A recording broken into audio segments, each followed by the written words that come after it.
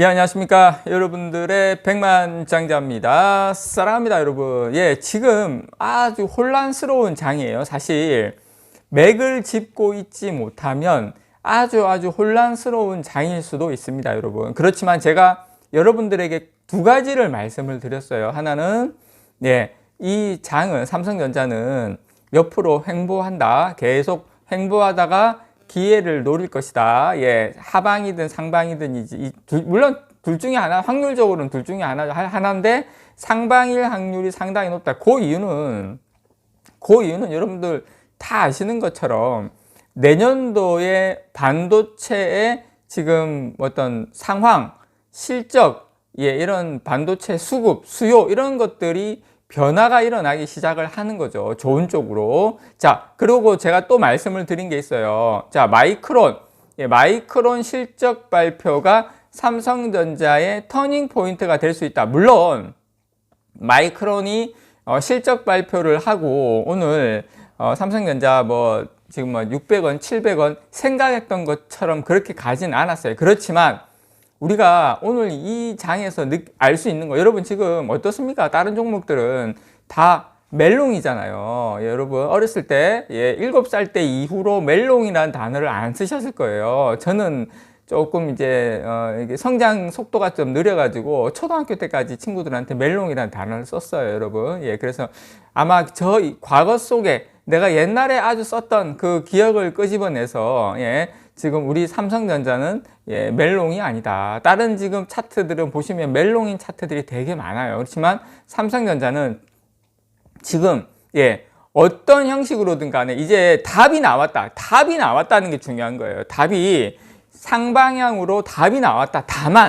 다만 언제 가느냐. 자, 그게 중요하다. 자, 그 관련된 내용 뉴스 하나하나 여러분들한테 썰을 풀어 드릴게요. 자, 일단 마이크론 이야기 하기 전에 제가 요 이야기도 좀 전해드릴게요. 이것도 재미있고 중요한 이야기입니다. 자, 삼성전자 여러분, 올해 3분기 디램의 시장 점유율이 몇 %인지 아십니까, 여러분? 올해 3분기 디램 시장 점유율이 43.9%예요. 44%예요. 올해 3분기. 근데 아니 3분기가 43.9%가 엄청 큰 뉴스입니까? 엄청 큰 뉴스입니다. 요거 한번 여러분 설명 한번 들어보세요. 자, 일단 건너뛰어서 제가 급하기 때문에 저도 좀 조급하거든요. 예, 요 이야기 먼저 드려야 되겠어요. 자, 여러분 삼성전자가 14나노미터 EUV 디램을 EUV 공정으로 적용한 게 몇 월 달부터인지 아십니까, 여러분?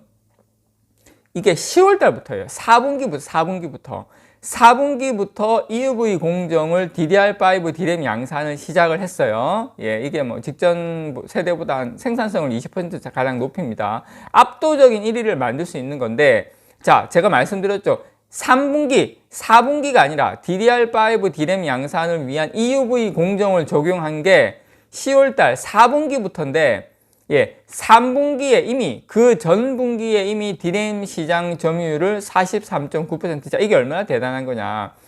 작년 4분기에 41%였어요. 점유율이. 근데 올해 1분기에 41.2%, 2분기에 43.2%, 3분기에 43.9%로 3개 분기 연속 상승세를 보이고 있어요. 아마 제가 생각할 때 4분기에는 44%가 넘을 거예요.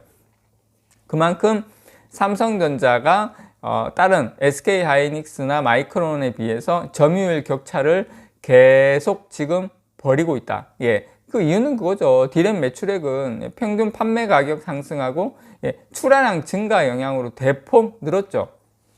그래서 삼성전자는, 예, 같은 제품을 만들어도 조금 더 가격 잘 받을 수 있고, 또 출하량을 그만큼 증가시키면 매출도 그만큼 늘어나는 거죠. 예, 그래서 어쨌든 지금 올해 3분기 디램 매출은 한 13조, 14조 정도 되는데, 지난해 동기가, 예, 한 8조 5천억, 거의 한 60% 정도 증가한 것이다. 삼성전자 실적이 대폭, 내년에는, 물론, 지금 내년 1분기는 약간, 잠깐 동안의 어떤 수요 공백이 있긴 한데, 저는 내년 하반기로 갈수록, DDR5가 본격적으로 서버가 출하되는 내년 하반기로 갈수록, 삼성전자 실적, 예, 원더풀이 될 것 같아요. 상당히 저는 긍정적으로 보고 있습니다. 물론 내년 1분기에 디램 평균 판매 가격이 올해 한 4분기보다 8% 정도 더 떨어진다는 보고서는 있어요. 물론 그거는 대만 쪽 그 트렌드포스 보고서인데 가봐야 알겠어요. 지금 분위기로는 내년 가봐야 알겠다. 자, 그리고 여러분, 자, 마이크론이 실적 발표를 했어요. 실적 컨퍼런스 콜을 실시를 했습니다. 20일 새벽에. 자, 이때 그 마이크론은 지금 2021년 9월 달부터 11월 달까지의 실적을 공개를 했어요. 실적 공개인데 사실 실적 공개가 중요한 게 아니라, 물론 실적도 실적이지만 이 최고 경영자가 무슨 이야기를 하느냐, 내년도에 시장 전망을 어떻게 보느냐. 그래서 뭐라고 이야기하셨냐면 2022년도 시장의 비트 그로스, 디램은 10%대 중후반, 낸드는 30% 가까이 증가할 것이라고 전망을 했어요. 그래서 마이크론의 연평균 성장률 예상에 부합하는 수준은 될 것이다. 그래서 아무 걱정하지 마라. 그렇게 강하게. 그래서 마이크론 같은 경우에는 이 컨퍼런스 콜에서 이렇게 막 뻥튀기 이런 걸 잘 안 해요. 이렇게 나름 보수적으로 이야기를 하는데, 상당히 내년도도 메모리 수요가 성장할 것이다. 그러니까 여러분, 삼성전자가 투자하기 너무 좋은 게 연평균 성장률이 있어요. 메모리 반도체. 그것을 부합한다 아니면 더 슈팅을 많이 한다 하더라도 그거 좋은 건 아니에요. 슈팅하면 그 다음에 빠지는데, 어쨌든 항상 꾸준하게 성장한다. 그 뭘로 성장하냐?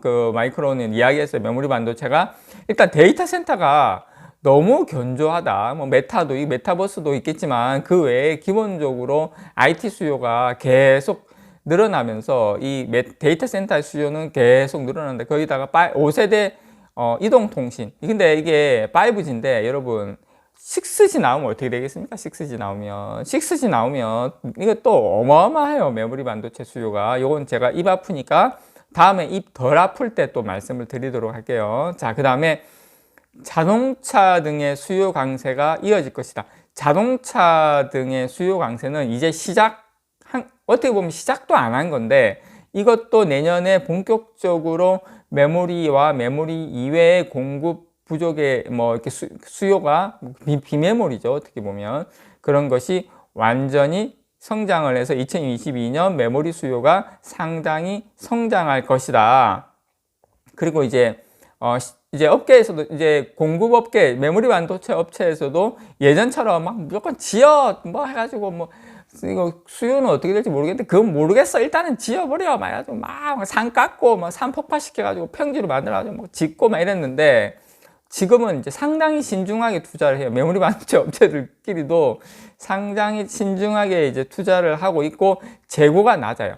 공급사들이 가지고 있는 재고가 상당히 낮은 상태로, 전 이렇게 낮은 적을 본 적이 없거든요. 1, 2주를 타이트하게 가져간다는 것은 말도 안 되는 일이거든요, 사실.